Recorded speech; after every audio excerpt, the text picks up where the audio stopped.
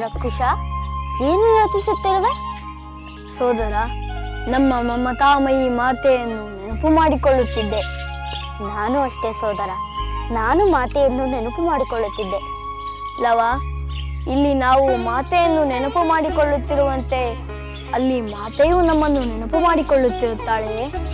ನಮ್ಮನ್ನು ಅಪಾರವಾಗಿ ಪ್ರೀತಿ ಮಾಡುವ ನಮ್ಮ ಮಾತೆ ಸದಾ ನಮ್ಮನ್ನು ನೆನಪು ಮಾಡಿಕೊಳ್ಳುತ್ತಿರುತ್ತಾಳೆ. ನಮ್ಮ ಅಗಲಿಕೆಯಿಂದ ಅವಳಿಗೆ ದುಃಖವಾಗಿರಬಹುದು. ನಿಜ, ಖಂಡಿತ ದುಃಖವಾಗಿರುತ್ತದೆ. ಮೊದಲ ಸಲ ನಾವು ಇಷ್ಟು ದಿನ ದೂರವಾಗಿದ್ದೇವಲ್ಲವೇ?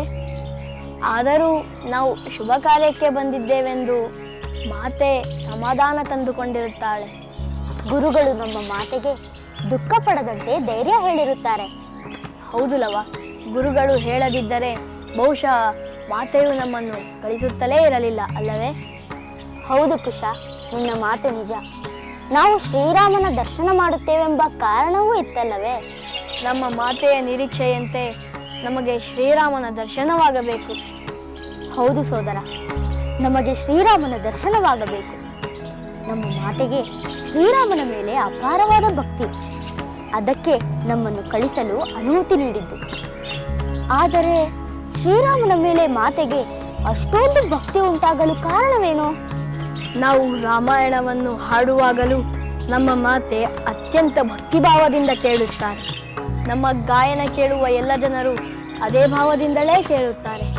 ನಿಜ ನಿಜ, ಶ್ರೀರಾಮನ ವ್ಯಕ್ತಿತ್ವದ ಮಹಿಮೆಯೇ ಆಗಿದೆ. ಯಾರೇ ಕೇಳಿದರೂ ಭಕ್ತಿ ಭಾವ ತಾನಾಗೇ ಉಂಟಾಗುತ್ತದೆ. ಹೌದು ಸೋದರ, ಶ್ರೀರಾಮನ ಸತ್ಯನಿಷ್ಠೆ, ಧರ್ಮ ಪರಿಪಾಲನೆ, ದಯಾಗುಣಗಳು ಪ್ರತಿಯೊಬ್ಬರಲ್ಲೂ ಭಕ್ತಿಯುಂಟು ಮಾಡುತ್ತವೆ. ನಾವು ಆ ಮಹಾನುಭಾವನನ್ನು ನೋಡಬೇಕು, ಪ್ರಣಾಮ ಸಲ್ಲಿಸಿ ಅವನ ಅನುಗ್ರಹಕ್ಕೆ ಪಾತ್ರರಾಗಬೇಕು. ಆ ಶುಭಗಳಿಗೆ ಯಾವಾಗ ಬರುವುದೋ, ನಮ್ಮ ಆಸೆ ಎಂದು ಈಡೇರುವುದೋ? ಶ್ರೀರಾಮಚಂದ್ರ ಪ್ರಭುವಿನ ಅಮಾತ್ಯ ಸುಮಂತ್ರರು ನಮ್ಮೊಡನೆ ಮಾತನಾಡಿದರಲ್ಲವೇ? ಆ ಶುಭಗಳಿಗೆ ಬೇಗನೆ ಬರಬಹುದು. ಹಾಗಾದರೆ ಸಾಕು, ಶ್ರೀರಾಮಚಂದ್ರನ ದರ್ಶನ ಮಾಡಿ ಬೇಗನೆ ಆಶ್ರಮಕ್ಕೆ ಮರಳಬಹುದು. ಹೌದು, ನಾವು ನಮ್ಮ ಮಾತೆಗೆ, ಗುರುಗಳಿಗೆ, ಆಶ್ರಮವಾಸಿಗಳಿಗೆ ನಮ್ಮ ಅನುಭವಗಳನ್ನೆಲ್ಲ ಹೇಳಿ ಅವರನ್ನು ಸಂತೋಷಪಡಿಸಬಹುದು. ನಮ್ಮ ಮಾತೆಯ ಸಂತೋಷವನ್ನು ಕಾಣಬೇಕೆಂದು ನನ್ನ ಮನಸ್ಸು ಕಾತರಿಸುತ್ತಿದೆ. ಅದು ಈಡೇರಬೇಕಾದರೆ ನಮಗೆ ಶ್ರೀರಾಮನ ದರ್ಶನವಾಗಬೇಕಲ್ಲವೇ? ಅದು ಬೇಗ ಸಫಲವಾಗುವಂತೆ ನಾವು ಆ ಶ್ರೀರಾಮನನ್ನೇ ಪ್ರಾರ್ಥಿಸೋಣ.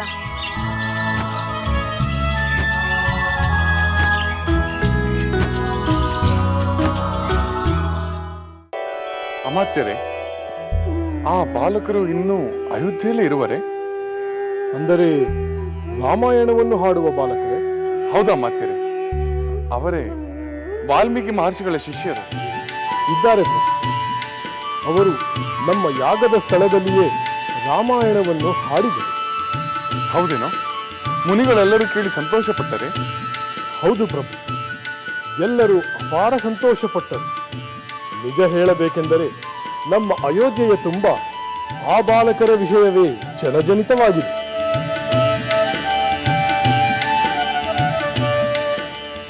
ಎಲ್ಲ ಸರಿ ಅಮಾತ್ಯರೇ, ಆದರೆ ಆ ಬಾಲಕರು ನನ್ನ ನಗರಕ್ಕೆ ಬಂದು ನನ್ನ ಕಥೆಯನ್ನೇ ಹಾಡುತ್ತಿರುವ ಅವರ ಉದ್ದೇಶ ಮಾತ್ರ ಏನಿರಬಹುದು? ವಾಲ್ಮೀಕಿ ಮಹರ್ಷಿಗಳು ಅವರನ್ನು ಇಲ್ಲಿಗೆ ಕಳಿಸುವ ಕಾರಣ ಮಾತ್ರ ಏನಿರಬಹುದು? ಅಶ್ವಮೇಧದ ಈ ಶುಭ ಸಂದರ್ಭದಲ್ಲಿ ಬಂದು ಸೇರಿರುವ ಎಲ್ಲ ಕಡೆಯ ಜನರಿಗೆ ನಿಮ್ಮ ಮಹಿಮೆ, ಸದ್ಗುಣಗಳು, ಸಾಹಸಗಳು ತಿಳಿಯಲಿ ಎಂಬ ಸದುದ್ದೇಶವೇ ಇರಬೇಕೆಂಬುದು ನನ್ನ ಭಾವನೆ. ಜೊತೆಗೆ ಬೇರೊಂದು ಉದ್ದೇಶವೂ ಇರಬಹುದು. ಅಂದರೆ ಏನರ್ಥ? ಅವರು ನನ್ನ ಮಕ್ಕಳಿರಬಹುದೆಂದು ಅಮಾತ್ಯರು ಹೇಳುತ್ತಿರುವರೆ?